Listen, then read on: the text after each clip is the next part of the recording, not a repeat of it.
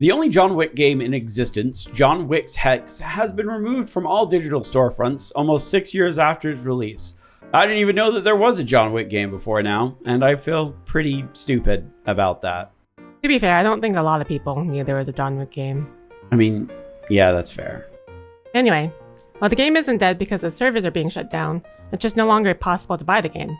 The reason for why this happened wasn't given by publisher Big Fan Games, but the most likely cause is the licensing agreement not being renewed.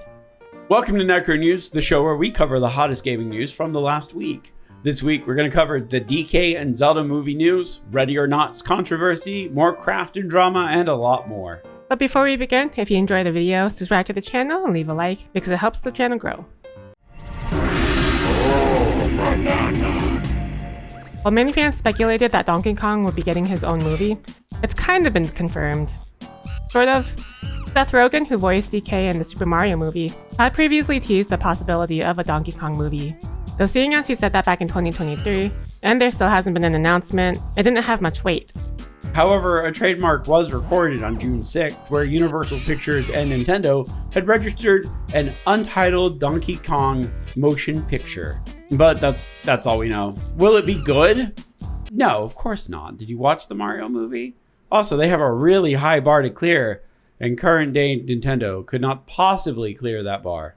Why did I use up my best material on this shit? In other Nintendo news, with Miyamoto stating that Link would be played by English actor Benjamin Evan Ainsworth, and Zelda to be portrayed by English actress Bo Bragginson, with the movie set to release on May 7th, 2027. But I will say, if they're going for a Breath of the Wild Zelda, that's fine. But if this was like Twilight Princess Zelda, Hunter Schafer would have killed it. Just saying. While the Steam Deck may be seen as the premier handheld device for gaming, especially if you decide to use it for emulation, there's still a market for alternative devices, such as the Logitech G Cloud, or for a cheaper option, the Abernic RG Slide. I have no idea what either of these are. Well, the Abernic RG Slide is a handheld Android tablet phone computer thing with AI that is mostly used for emulation. Sometimes manufacturers will ship these devices with emulators and ROMs already put on the system. And while you may be thinking that that's not necessarily legal under copyright laws, you'd be correct. It's not legal. And according to the Italian government, the purchaser is as guilty as the manufacturer. Italian YouTuber Once Were Nerd may face a €15,000 fine and jail time for his review of devices from Abernic, Powkitty, and ShimUI. From what we understand, Italian copyright law also covers the sale and purchase of infringing materials, and his reviews led to officers showing up to his home and office with a search warrant on April 15th, where they then confiscated over 30 of the consoles, as well as his phone. We won't know exactly what he was charged for, as under Italian law, charges aren't made public until after the investigation is complete, and there is still a chance that all of the charges will be dropped. But in the meantime, law enforcement can just shut down his channel and effectively kill his only source of income before he can even be considered guilty. So that's kind of dystopian in a way. I wonder if CP charges are enforced just as strictly. An unfortunate trend has occurred over the past decade, with payment processors prohibiting their usage in places which they find to be unacceptable, particularly with adult content, and even more specifically, Japanese adult content.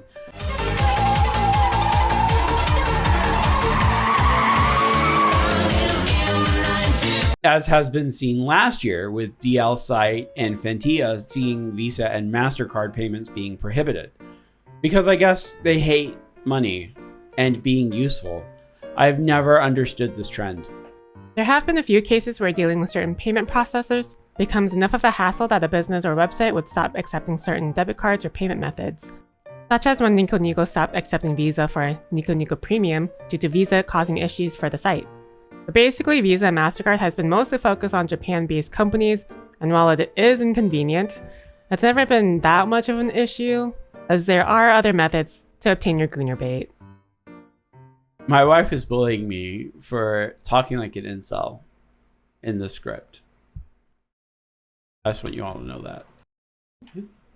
His next lines were, "Unfortunately, they've grown arrogant." But yeah, no, they have.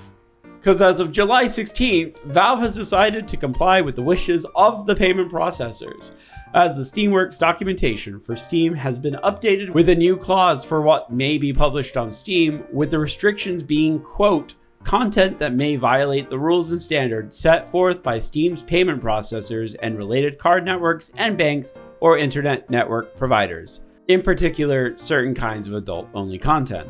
And with this announcement, there were reports of adult games being removed from Steam. A few of the games removed were Interactive Daddy Twins Abyss in Wonderland, reminds me of Alice in Wonderland once upon a time, Heavenly Angel, and honestly, most of these games were lower for asset flips anyway. So on one hand, it's kind of messed up that Visa and MasterCard is doing this. On the other hand, did you really want to pay for these kind of games? Also, SteamDB noted that in the past 5 days, people in certain regions have been unable to use PayPal for Steam purchases. Whether the change in Steam policy is due to Valve complying with PayPal's wishes or some other processor like Visa is unknown, as Valve has never made an official announcement in regards to the change in policy.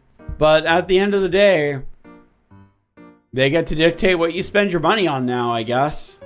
Imagine trying to stop an industry that makes millions or billions of dollars each year. No. It makes $1 trillion. The sex industry makes trillions of dollars. Smart move, Visa and MasterCard. For some good news though, fans of Lolipop Chainsaw are about to get a lot more content. As of July 17th, Jagami Games, the developer and publisher of the Lolipop Chainsaw remaster, had announced a partnership with Taiwanese company Nado Holdings to develop new projects for the IP in the future. As we were writing up the story, we came upon a realization that Grasshopper Studios isn't a part of this. So that might be bad. I say might because Nado Holdings has been involved in various anime adaptations such as Cheese Sweet Adventure, Oko's Inn, the Trails of Cold Steel anime, but they've also made mobile games like Toho Genzo Eclipse. And so we're either getting a good Lollipop Chainsaw anime, That's good. or we're getting a mobile game, which would be Bad. Hopefully it's neither though, and we just get a new and proper game. Or merch. Or merch. While the Subnautica 2 drama continues with Krafton's dismissal of its core leadership and their lawsuit against Krafton for firing them for not doing their job, the details of the lawsuit have been revealed with the official filing. The ex-employees are stating that Krafton was responsible for the delays of the game in order to avoid paying the $250 million payout, which resulted in the game not receiving its early access release, similar to Subnautica 1, and the firing of the leadership was to seize control of Unknown Worlds and keep all of the game's revenue for itself, which honestly sounds pretty standard for this industry. However, in an interview with VGC on July 19th, Krafton explained that they delayed the game to ensure that Subnautica 2 will live up to the fan expectation, and that they didn't want to release a game into early access that had very little content, as it would have disappointed the fans and damaged their reputation. Krafton also added near the end of their interview the following statement: "While we are disappointed that Charlie, Max, and Ted have filed a lawsuit seeking a huge payout, we look forward to defending ourselves in court." Take that how you will. Ready or Not is a SWAT game whose entire focus was on the visceral evil of crime, or something, I don't know, I never played it. I know that you have to go into levels and save people from being trafficked, or kids who have a seizure after watching their dad get shot. It's a rough game. That's why it's got popular. But with the console release of Ready or Not, Void Interactive had announced a few changes to the game in order to meet the ESRB, PEGI, and USK certification.